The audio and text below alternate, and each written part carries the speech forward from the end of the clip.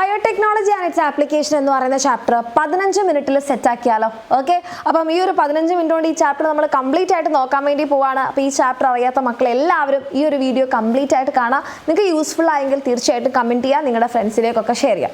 So ആദ്യം തന്നെ ഈ ചാപ്റ്ററിൽ നമുക്ക് വരുന്ന കുറച്ച് കാര്യങ്ങളുണ്ട്. ഏതൊക്കെയാണ് നമ്മുടെ ബയോടെക്നോളജിയുടെ 3 ക്രിട്ടിക്കൽ റിസർച്ച് ഏരിയാസ്? ഒന്ന്, ഒരു ബെസ്റ്റ് കാറ്റലിസ്റ്റിന് ഉണ്ടാക്കുക എന്നുള്ളതാണ്. അതൊരു ഇംപ്രൂവ്ഡ് ഓർഗാനിസത്തിന്റെ ഫോമിലോ എൻസൈമിന്റെ രൂപത്തിലോ എന്താവാം. രണ്ടാമതായിട്ട് നമ്മൾ ഒപ്റ്റിക്കൽ ആയിട്ടുള്ള ഒരു എൻവയോൺമെന്റ് പ്രൊവൈഡ് ചെയ്യാൻ പറ്റണം ജനറ്റിക് എഞ്ചിനീയറിംഗിന് വേണ്ടിയിട്ട്. മൂന്നാമത്തത് ഡൗൺ സ്ട്രീം പ്രോസസ്സിംഗ് എന്താണ്, കുറച്ചുകൂടി എളുപ്പമാക്കാൻ വേണ്ടി പറ്റുന്നതൊക്കെയാണ് നമ്മളുടെ മെയിൻ ആയിട്ടുള്ള റിസർച്ച് ഏരിയാസ്. ഇത് ഒരു തവണ എക്സാമിന് ചോദിച്ചിട്ടുണ്ട്.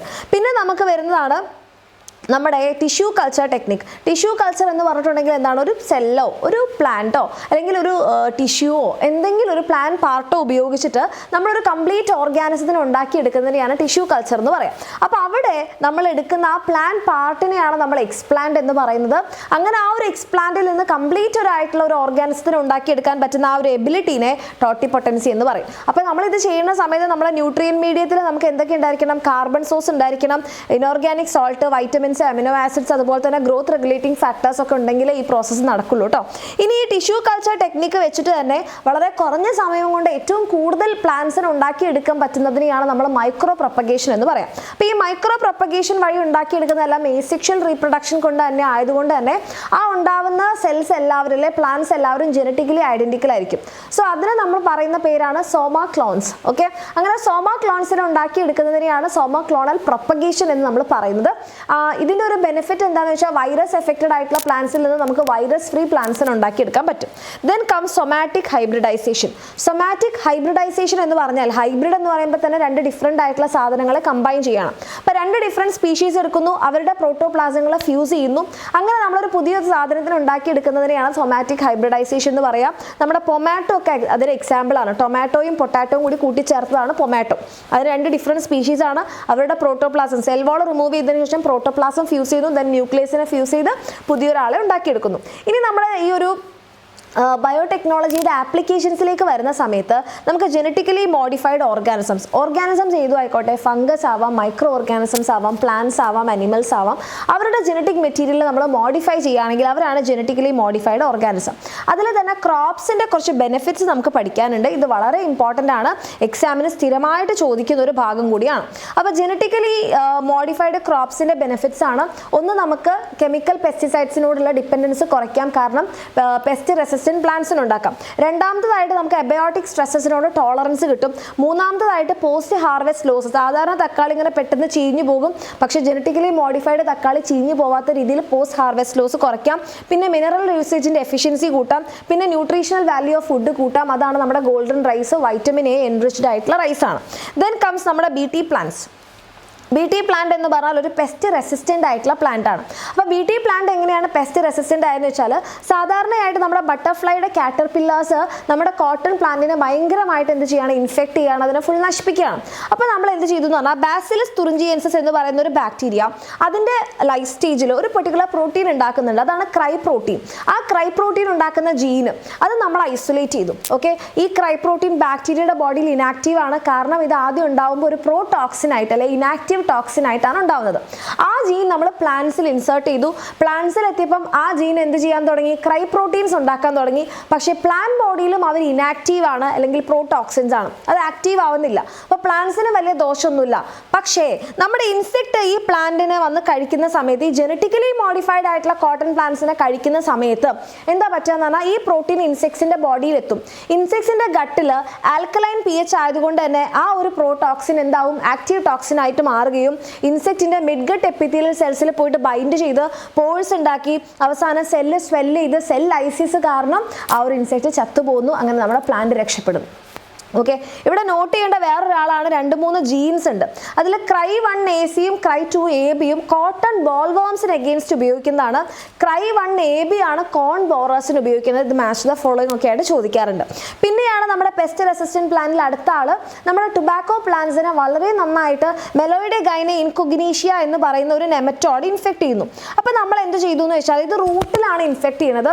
റൂട്ടിൽ നൊഡ്യൂൾസ് ഉണ്ടാക്കുകയാണ് ചെയ്യുന്നത്. അങ്ങനെ നമ്മുടെ പ്ലാന്റ്സിന് ന്യൂട്രിയൻസ് ഒന്നും കിട്ടാതെ നമ്മുടെ പ്ലാന്റ് ചത്തുപോകുന്ന അവസ്ഥ ഉണ്ടാവുകയാണ്. അപ്പോൾ നമ്മൾ എന്ത് ചെയ്തു എന്ന് പറഞ്ഞാൽ ഈ നെമറ്റോഡ് നമ്മളെ പ്ലാന്റ്സിനെ ഇൻഫെക്റ്റ് ചെയ്യുന്ന സമയത്ത് ഏത് ജീനാണോ ഇൻസേർട്ട് ചെയ്യുന്നത് ആ ജീൻ നമ്മൾ എടുത്തു.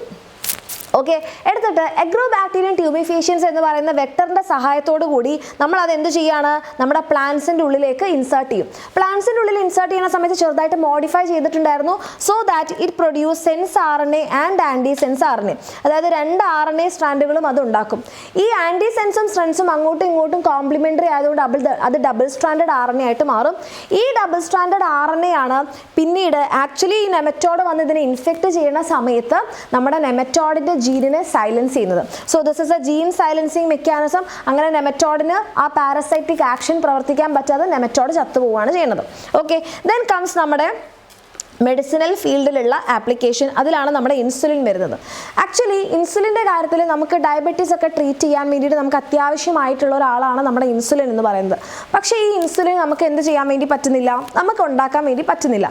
കാരണം ഈ ഇൻസുലിൻ ഉണ്ടാവുന്ന സമയത്ത് അതൊരു പ്രോ ഇൻസുലിൻ ആയിട്ടാണ് ഉണ്ടാവുന്നത്. പ്രോ ഇൻസുലിൻ്റെ അകത്ത് നിങ്ങൾക്ക് 3 ചെയിനുകൾ കാണാം. ഒന്ന് A, then C, then B. പക്ഷേ നമ്മുടെ ബോഡിയിൽ നാച്ചുറലി മെച്യൂർ ആകുമ്പോൾ C പെപ്റ്റൈഡ് റിമൂവ് ചെയ്തിട്ട് Aയും Bയും ഡൈസൾഫൈഡ് ബോണ്ട് വെച്ചിട്ടാണ് ഉള്ളത്.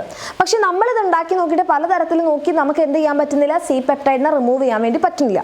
അങ്ങനെയാണ് ആര് വരുന്നത്, നമ്മുടെ എലി ലില്ലി എന്ന് പറയുന്ന ഒരു അമേരിക്കൻ കമ്പനി വരുന്നത്. അവരെന്ത് ചെയ്തു, ഈ ഒരു നമ്മുടെ A ആൻഡ് B സീക്വൻസിന് കറസ്പോണ്ടിങ് ആയിട്ടുള്ള ചെയിൻ അവരുണ്ടാക്കി, ഐ മീൻ DNA സീക്വൻസ് ഉണ്ടാക്കി. അത് സെപ്പറേറ്റ് ആയിട്ട് ഈക്വലായി പ്ലാസ്മിഡിൽ ഇൻട്രൊഡ്യൂസ് ചെയ്തു. അത് സെപ്പറേറ്റ് ആയിട്ട് തന്നെ എന്ത് ചെയ്തു, A ആൻഡ് B പോളിപെപ്റ്റൈഡ് ഉണ്ടാക്കി.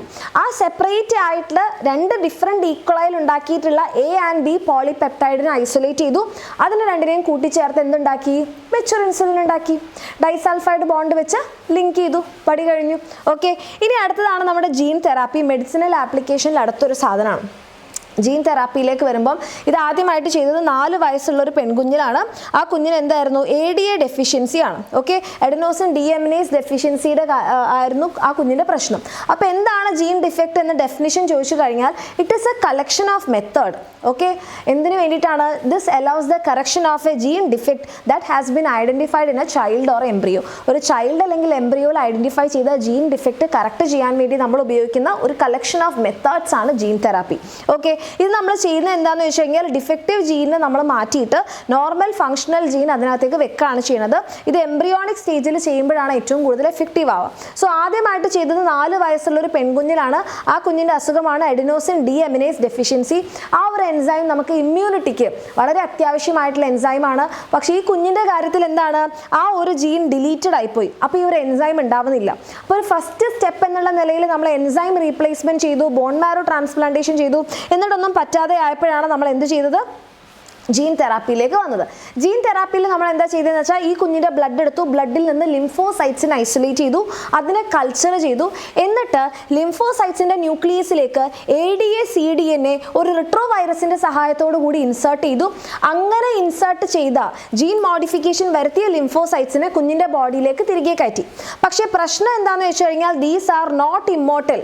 അവർ ചിരഞ്ജീവികളായിട്ടുള്ള സെൽസ് ഒന്നല്ല, അവരും ചത്തുപോകും.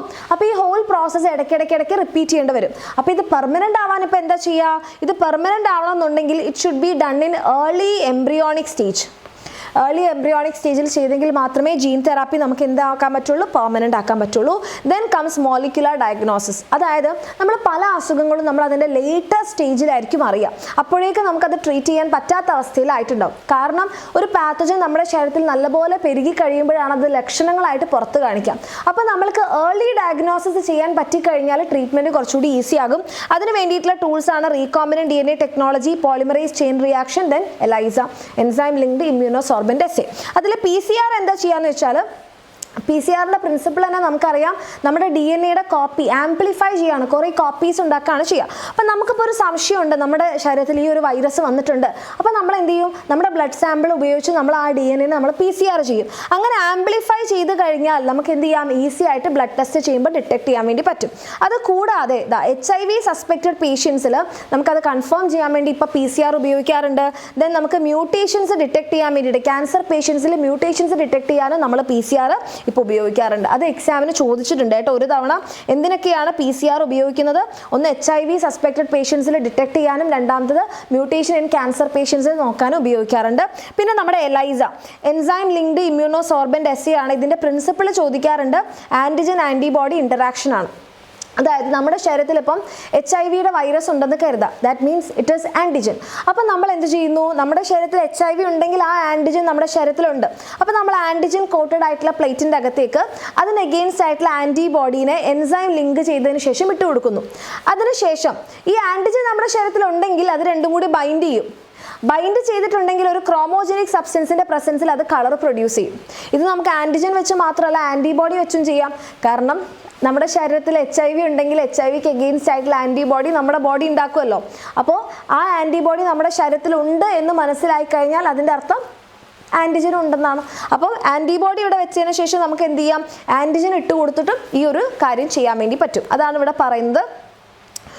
Infection by pathogen can be detected by the presence of antigen or by detecting the presence of antibody synthesized by the pathogen against the pathogen. Pathogen against ആയിട്ട് antibody ഉണ്ടാക്കിയിട്ടുണ്ടാവും, അത് വെച്ചും detect ചെയ്യാം. പിന്നെയാണ് ട്രാൻസ്ജനിക് ആനിമൽ. മക്കൾ ഇതിൻ്റെ definition എക്സാമിന് ചോദിക്കാറുണ്ട് കേട്ടോ. ഓക്കെ, അതായത് animals that had their DNA manipulated to possess and express an additional gene. ഒരു അഡീഷണൽ ജീന് അവരുടെ ശരീരത്തിൽ ഉണ്ടാക്കി കൊടുത്തിട്ട് അതിനെ എക്സ്പ്രസ് ചെയ്യിക്കുകയാണ് ആ ആനിമലിൻ്റെ ശരീരത്തിൽ. അതിനെയാണ് ട്രാൻസ്ജനിക് ആനിമൽസ് എന്ന് പറയാം. അതിൻ്റെ ഒരു ബെനിഫിറ്റ്സ് ജസ്റ്റ് ഒരു 5 എണ്ണം ഉണ്ട്. ഒന്ന് നോർമൽ ഫിസിയോളജിയും ആ ഒരു ജീനിൻ്റെ ഫംഗ്ഷനൊക്കെ പഠിക്കാൻ, അസുഖങ്ങളെക്കുറിച്ച് പഠിക്കാൻ, വാക്സിൻ സേഫ്റ്റി ടെസ്റ്റിംഗ് അറിയാൻ, കെമിക്കൽ സേഫ്റ്റി ടെസ്റ്റിങ്ങിന് വേണ്ടിയിട്ട്, ബയോളജിക്കൽ പ്രൊഡക്ട്സ് കിട്ടാൻ വേണ്ടിയിട്ട് അത് വളരെ ഇമ്പോർട്ടൻ്റ് ആണ്. ഏതൊക്കെയാണ് ആ ബയോളജിക്കൽ പ്രൊഡക്റ്റ്? എംഫൈസീമ ട്രീറ്റ് ചെയ്യാൻ വേണ്ടിയിട്ടുള്ള alpha-1 ആൻറ്റിട്രിപ്സിൻ, പിന്നെ നമ്മുടെ ഹ്യൂമൻ ആൽഫ ലാക്ടാൽബുമിൻ. റോസി പശുവിലാണ് നമ്മൾ അതിൻ്റെ ജീൻ ഇട്ട് കൊടുത്തത്. റോസിയാണ് നമ്മുടെ ഫസ്റ്റ് ട്രാൻസ്ജനിക് കൗ. അത് നോട്ട് ചെയ്ത് വെക്കാം. ദെൻ കംസ് നമ്മുടെ എത്തിക്കൽ ഇഷ്യൂസ്. ഇവിടെ നിന്നൊരു ക്വസ്റ്റ്യൻ ആണ് GIAC എക്സ്പാൻഡ് ചെയ്യുക. ജനറ്റിക് എഞ്ചിനീയറിംഗ് അപ്രൂവൽ കമ്മിറ്റിയാണ്. പിന്നെ നമുക്ക് വരുന്നതാണ് നമ്മളുടെ അവരുടെ ഫങ്ഷൻസ് എന്തൊക്കെയാണ്. ഒന്നാമത്തത് decision regarding the validity of GM research. രണ്ടാമത്തെ safety of introducing GM products into public. ഈ ഒരു പ്രോഡക്റ്റ് ഉണ്ടായിക്കഴിഞ്ഞാൽ അത് പബ്ലിക്കിലേക്ക് റിലീസ് ചെയ്യണത് സേഫ് ആണോ അല്ലയോ എന്നുള്ളതിൻ്റെ ഡിസിഷൻ എടുക്കാം. ഇനി അങ്ങനെ ഒരു റിസർച്ച് ചെയ്യുന്നതിന് മുൻപായിട്ട് അത് ചെയ്യണോ വേണ്ടയോ എന്നുള്ളതിൻ്റെ ഡിസിഷനൊക്കെ എടുക്കുന്നവരാണ് നമ്മുടെ ഈ ഒരു GIAC ആണ്. Then patent. പേറ്റൻറ്റ് എന്താണെന്ന് ചോദിച്ചു കഴിഞ്ഞാൽ ഒരു പുതിയ കണ്ടുപിടുത്തം, ഒരു പുതിയ ഐഡിയ, ഒരു പുതിയ way of solving A problem, അങ്ങനെ ഒരു പുതിയ ഇന്നോവേഷന് കൊടുക്കുന്ന എക്സ്ക്ലൂസീവ് റൈറ്റ് ആണ് പേറ്റന്റ് എന്ന് പറയുന്നത്. അപ്പോൾ ഈ പേറ്റന്റ് പല സ്ഥലങ്ങളിലായിട്ട് ദുരുപയോഗം ചെയ്തിട്ടുണ്ട്. അതായത് ബയോപൈറസി നടന്നിട്ടുണ്ട്. മെയിനായിട്ട് ബയോപൈറസി എന്ന് പറഞ്ഞിട്ടുണ്ടെങ്കിൽ നമ്മുടെ ബയോളജിക്കൽ റിസോഴ്സസ് നമ്മുടെ അനുവാദമോ നമ്മൾക്ക് കോമ്പൻസേറ്ററി പേയ്മെൻ്റ് ഒന്നും ഇല്ലാതെ മറ്റ് അതർ ഓർഗനൈസേഷൻസ് അല്ലെങ്കിൽ മൾട്ടിനാഷണൽ കമ്പനീസ് ഉപയോഗിക്കുകയാണ്. അതിനെയാണ് ബയോപൈറസി എന്ന് പറയുക. പൈറസി എന്ന് പറഞ്ഞാൽ മോഷണമാണ്. ഇവിടെ ബയോളജിക്കൽ പ്രൊഡക്റ്റിൻ്റെ മോഷണം ആയതുകൊണ്ടാണ് നമ്മൾ എന്ത് പറയുന്നത്? ബയോപൈറസി എന്ന് പറയുന്ന ഒരു വാക്ക് ഉപയോഗിക്കുന്നത്. Okay, so it is the term use to refer the use of bio resources by multinational companies and other organisation without a proper authorisation from the country and people concerned and without compensatory payment. അപ്പോൾ നമ്മുടെ ഇതേപോലത്തെ നമ്മുടെ basmati rice, നമ്മുടെ നീം, നമ്മുടെ മഞ്ഞൾ, ഇതൊക്കെ നമ്മുടെ അനുവാദം ഇല്ലാതെ അവർ ഉപയോഗിക്കാനും തുടങ്ങി. അത് കൂടാതെ അതിനവർ എന്ത് ചെയ്തു? ആ ബസുമതി റൈസിനൊക്കെ ഒരു സെമി ഡ്വാഫ് വെറൈറ്റി ആയിട്ട് ക്രോസ് ചെയ്ത് ഒരു പുതിയതാണെന്ന് പറഞ്ഞ് അവർ പേറ്റന്റ് കൊടുത്തു. ഓക്കെ, അപ്പോൾ അവിടെ നമ്മുടെ അനുവാദം ഇല്ലാതെ നമ്മുടെ പ്രൊഡക്റ്റ് എന്ത് ചെയ്തു? അവർ പേറ്റന്റ് വാങ്ങിച്ചു. പിന്നീട് നമ്മളത് തിരിച്ചു പിടിക്കുകയൊക്കെ ഉണ്ടായി. സോ അതും നമ്മുടെ ബയോപൈറസിയിലൊക്കെ വരുന്നിട്ടുള്ള കാര്യങ്ങളാണ്. സോ ഇത്രയാണ് നമുക്ക് ഈ ഒരു ചാപ്റ്ററിൽ പഠിക്കാനുള്ളത്. 8 മാർക്കിന് വെയിറ്റേജ് വരുന്ന ഒരു ചാപ്റ്ററാണ്. അപ്പോൾ ഈ ഒരു ചാപ്റ്ററിലുള്ള ഈ ഒരു ഏരിയാസ് എല്ലാം എൻ്റെ മക്കൾ ശ്രദ്ധിച്ച് നോക്കുക, മനസ്സിലാക്കുക, പഠിക്കുക. ക്ലിയർ ആയെങ്കിൽ തീർച്ചയായിട്ടും കമൻറ്റ് ചെയ്യുക, നിങ്ങളുടെ ഫ്രണ്ട്സിലേക്കൊക്കെ ഷെയർ ചെയ്യുക. Thank you so much. നമുക്ക് നെക്സ്റ്റ് ഒരു വീഡിയോയിൽ കാണാം.